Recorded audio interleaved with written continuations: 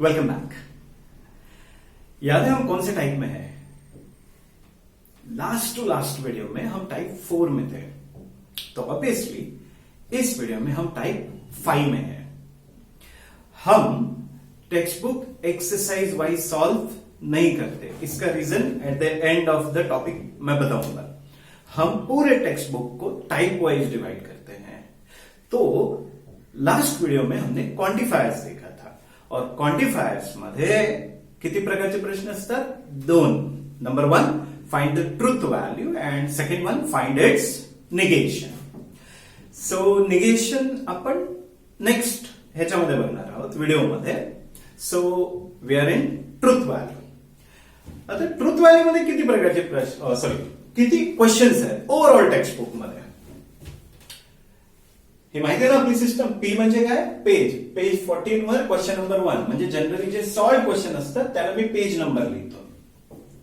ई म्हणजे काय? Exercise 1.3 question number 1. आणि एम म्हणजे miscellaneous. Miscellaneous 1 question number 2, 3 and 6. Now you might say sir heart क्यों बनाया है? एक्चुअली ये थोड़ा क्वेश्चन दिल के पास है. बाकी लेक्चरर क्या कहते हैं? इंपॉर्टेंट है. याद है ना अपना इंपॉर्टेंट का डेफिनेशन? इंपॉर्टेंट कुछ नहीं होता, इंपॉर्टेंट सब कुछ होता है. अगर ये तुम्हें पूरा टॉपिक पता है, सॉल्व एग्जांपल, एक्सरसाइज, मिसलेनियस, अब मुझे बताओ इसमें आउट ऑफ मिलेगा या नहीं? मिलेगा. तो आउट ऑफ लाने के लिए इंपॉर्टेंट क्वेश्चन करना जरूरी है या पूरा सिलेबस? पूरा syllabus. So that's why we have this system. हम सारे क्वेश्चन पहले डिक्लेयर करते हैं. एंड वी वांट, हम चाहते हैं दैट कि ये खत्म होने के बाद आप ये बाकी क्वेश्चन भी सॉल्व कर लो. Anyway, getting back to this, दिल के पास है बिकॉज इसकी प्रैक्टिस ज्यादा है, जरूरी. सर इसे रेड रेक्टेंगल में क्यों बंद किया है? बता दो. फर्स्ट ऑफ ऑल ऐसे दो क्वेश्चन है इस पूरे बुक में. एक जो है हमने lecture number 3E 30 minutes 35 second पे शुरू हो रहा है. सो ये वीडियो खत्म होने के बाद वो वीडियो जरूर देखना, क्योंकि उसमें इस टाइप का जो क्वेश्चन है उसे सॉल्व करने का मेरा अप्रोच अलग है, डिफरेंट है. और यहां पर मैं डिफरेंट अप्रोच कर रहा हूं. क्यों? क्योंकि ये स्पेसिफिक सेट है. अगर ये सारे के सारे नेचुरल नंबर होते, कॉन्जिक्यूटिव नेचुरल नंबर 1, 2, 3, 4 ऐसा कुछ दिया होता, तो फिर मैं इस मेथड से सॉल्व नहीं करूंगा जो इसमें करना है. और सबसे इंपॉर्टेंट बात जो है, इसका आंसर जो टेक्स्ट बुक में दिया है वो ट्रू है. और उसे ट्रू होने के लिए देयर इज वन करेक्शन. तो अपने जब आप टेक्स्ट बुक खरीदोगे तो इस 12 को आप 13 बनाना. तो आपका ये आंसर मैच करेगा. Am I clear? आंसर को चेंज मत करना. इस 12 को, यहां पर टेक्स्ट बुक में 12 दिया है, उसको आपको क्या बनाना है? 13 बनाना है. So let's start. एक्सरसाइज 1.3 का क्वेश्चन नंबर 1. टोटल 6 क्वेश्चन है. सो मैंने क्या किया है, देयर एग्जिस्ट वाले शुरुआत में लिखे हैं 1, 3, 5, और फॉर ऑल वाले बाद में लिखे, so that we can discuss them together. So let's start. So पहले एक छोटा सा टेबल कंस्ट्रक्ट करते हैं जिसकी वजह से हमें आंसर लिखना आसान हो जाएगा. हमारे पास कितनी क्वांटिफायर्स है? 2. पहले बात करते हैं देयर एग्जिस्ट की. देयर एग्जिस्ट का मतलब होता है एटलीस्ट 1. इसका मतलब है देयर एग्जिस्ट ट्रू कब होता है? When at least 1 satisfies. और फॉल्स कब होता है? No x which belongs to A satisfies. There exist true जब एटलीस्ट 1 सेटिस्फाइज होता है तब होता है, और फॉल्स नो x कोई भी सेटिस्फाई नहीं होता. और उसी तरह से फॉर ऑल ट्रू कब होता है? All x which belongs to A satisfies जो भी कंडीशन है, ओके, एंड फॉर ऑल कब ट्रू फॉल्स होता है, फॉर ऑल कब फॉल्स होता है, at least one does not satisfies, at least one does not satisfies. अच्छा, अब सबसे इंपॉर्टेंट इसमें बात होती है जो जनरली हम लेक्चरर नहीं बताते, जस्ट आंसर लिख देते हैं। अब इसमें कैसा होता है, जब ये ट्रू है एटलीस्ट वन सेटिस्फाइज, तो आपको एग्जाम्पल देना पड़ता है। इसमें क्या देना पड़ता है, एग्जाम्पल। और जब हम कहते हैं ना नो एक्स सेटिस्फाइज, तो इसमें कोई एग्जाम्पल की जरूरत नहीं होती है, नो एग्जाम्पल। याद रखना, जब देयर एग्जिस्ट ट्रू है, दैट मीन्स कोई तो कम से कम एक वैल्यू सेटिस्फाई कर रहा है, तो आपको उसका एग्जाम्पल देना है। और अगर वो फॉल्स है तो एग्जाम्पल देने की जरूरत नहीं है, अब डायरेक्टली लिख सकते हो no x satisfies, that's it. उसी तरह से फॉर ऑल ट्रू होता है। अब ऑल एक्स सेटिस्फाई, तो आप हर एक एक्स का वैल्यू रखकर आप शो नहीं कर सकते, तो it's better we don't give an example, no example required. और यहां पर जो सेटिस्फाई नहीं करता वो आपको एग्जाम्पल यानी रीजन लिखना पड़ता है। तो बच्चों, आगे जाने से पहले आपको ये छोटा सा टेबल बनाना है और ये यहां पे लिखना, example required, no example required, no example required, example required. ये एडिशनली आप याद रखोगे तो क्वांटिफायर का कंसेप्ट बहुत आसान बन जाता है। So let's start. पहला statement, there exist x which belongs to A such that x minus 8 equals to 1. There exist, कब ट्रू होगा, जब कम से कम एक सेटिस्फाई। तो चेक करो ना कौन सेटिस्फाई करता है इसमें, 3 सेटिस्फाई कर रहा है, 3 माइनस 8 नहीं, 5 माइनस 8 नहीं, 7 माइनस 9 माइनस 8 सेटिस्फाई कर रहा है। तो आपको वो एग्जाम्पल लिखना है। याद रखना, बोर्ड के रूल के हिसाब से आपको एग्जाम्पल लिखना पड़ेगा। You cannot just say true और फॉल्स। तो उसे लिखना कैसा है, कौन सा नंबर है जो इसे सेटिस्फाई करता है, 9। तो लिखेंगे ऐसे, since 9 which belong to A such that, अब ऐसे लिख लो कोई बात नहीं, such that 9 minus 8 is equal to 1। Yes, ये नंबर जो है 9 इस कंडीशन को सेटिस्फाई करता है, therefore it is true, therefore its truth value is capital T।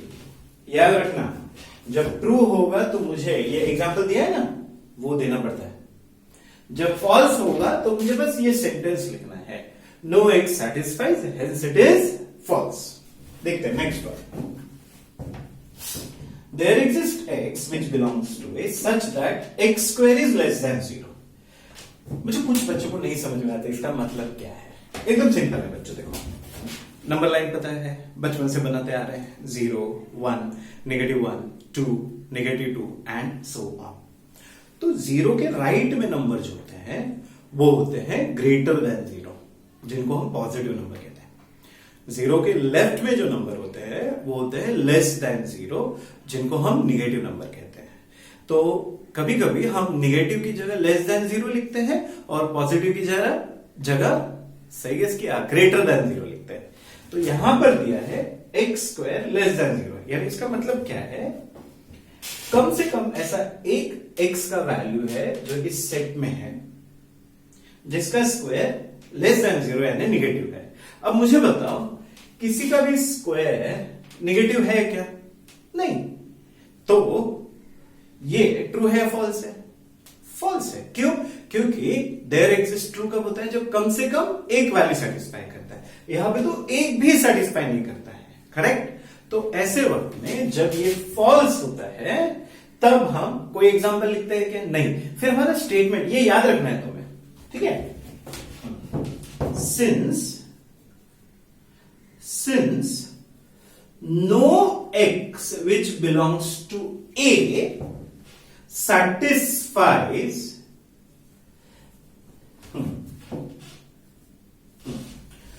No x, कोई भी एक्स ये सेटिस्फाई नहीं करता। इसका मतलब है नो, मैंने शुरुआत में ही लिखा है नो का मतलब है इसमें से एक भी ये सेटिस्फाई नहीं करता।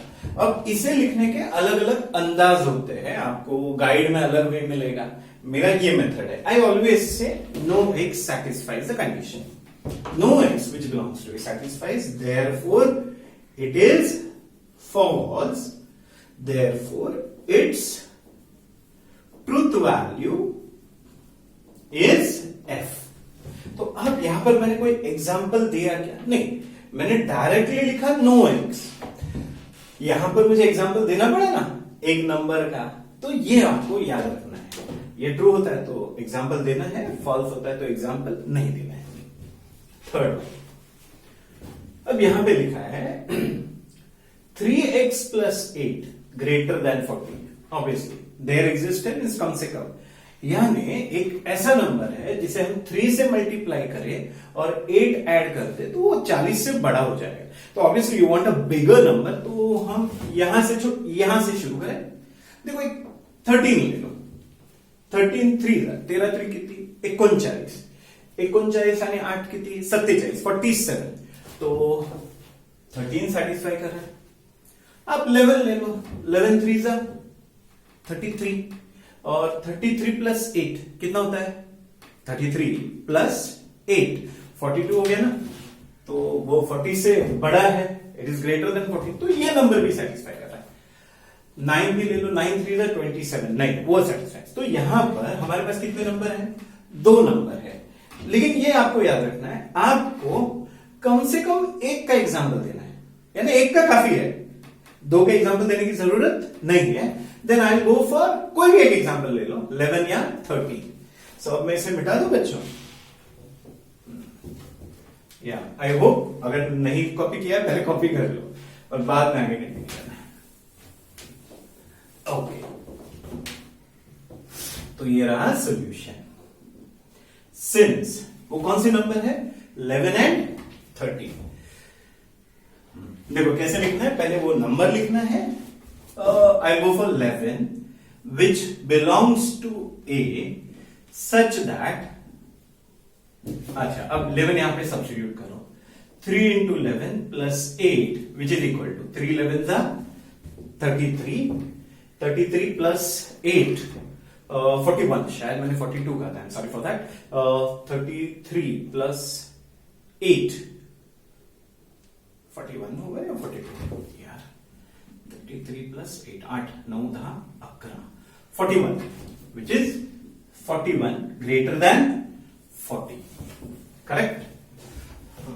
So therefore it is true, therefore its truth value is capital T। Am I clear? अब चलते हैं फॉर ऑल। याद है ना, फॉर ऑल में जब ट्रू होगा तो हम कौन सा सेंटेंस लिखते हैं? ओके, जो फॉर ऑल के लिए मैंने जो बताया था that was all x satisfies the given condition, therefore it is true। और जब कोई भी एक उसमें से सेटिस्फाई नहीं करता तो हमें उसका रीजन लिखना पड़ता है। Let's switch. X square plus x is an even number. इसमें कंसेप्ट बताता हूं। अब ये सारे के सारे कौन से नंबर है बच्चों? ऑड। और हमने यही लेक्चर 3E में हमने देखा था, ऑड का कोई भी पावर ले लो, स्क्वायर क्यूब ऑड होता है, और ऑड प्लस ऑड इवन होता है। बच्चों आई एम रियली सॉरी, उस लेक्चर में मैंने गलती से ऑड प्लस ऑड लिख दिया था। प्लीज अगर आपने ऐसा लिखा है तो प्लीज करेक्ट इट। याद रखना, यहां पे हिंट दे रहा हूं, odd plus odd is even. Common sense है ना, 1 और 3 4 होते हैं। Anyway let's switch. तो सबसे पहले देखो, हर एक नंबर ऑड है तो ऑड का स्क्वायर ऑड होगा, और ये भी क्या है? ऑड है। तो ऑड प्लस ऑड क्या हो गया?